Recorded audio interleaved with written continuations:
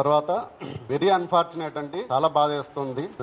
గత 5-6 రోజులుగా only south India కాదు, ఏపీ తెలంగాణ అని కాదు, విశ్వవ్యాప్తంగా ఉన్న మా నందమూరి అభిమానులందరూ, నందమూరి ఎన్టీ రామారావు గారి అభిమానులందరూ ఒకటే ఘోష, ఒకటే బాధ, ఒకటే వేదన, ఒకటే ఆవేదన. ఏమి అంటే మా తల్లి లాంటి మా నందమూరి తారక రామారావు గారి తల్లి, కీర్తిశేషులు మా అన్న హరికృష్ణ గారి సహధర్మచారిని, అలాగే మా అందరికీ తల్లితో సమానమైన శాలిని గారిని నోటికి ఏది వస్తే అది, ఎంతంటే అంత విర్రవీగి మనిషి అసలు సోయ తప్పి మాట్లాడడం జరిగింది. అసలు ఇలాంటి మాట్లాడడానికి గల కారణాలు ఏంటి? ఆవిడ ఏం తప్పు చేసి, పోనీ మా హీరో గారు ఏం తప్పు చేశారు? ఎందుకు ఇలా మాట్లాడాల్సి వస్తుంది? సభ్య సమాజం తలదించుకునేలా నోటికి ఎంత వస్తే అంత వాగారు. ఇక్కడ మేము మాట్లాడుతుండేది కేవలం మా ఎన్టీఆర్ గారి తల్లిని మాట్లాడినారనే కాదు, ఏ స్త్రీమూర్తిని అలా మాట్లాడకూడదు. మాట్లాడడం తప్పు. అది ఎవరు మాట్లాడినా, ఏ పార్టీ వాళ్ళు మాట్లాడినా, ఏ అభిమాన సంఘాల వాళ్ళు మాట్లాడినా, ఎవరు మాట్లాడినా తప్పు. ఇందులో ఎక్కడ అలాంటి సంస్కృతి మనకి ఉండకూడదు. బట్ అన్ఫార్చునేట్ మనం ఇలాంటి సంస్కృతిలోనే బతకాల్సి వస్తుంది. ఇలాంటివే ప్రతిరోజు చూడాల్సి వస్తుంది. ఈ దీంట్లోనే మనం జర్నీ చేయాల్సి వస్తుంది. ఇవి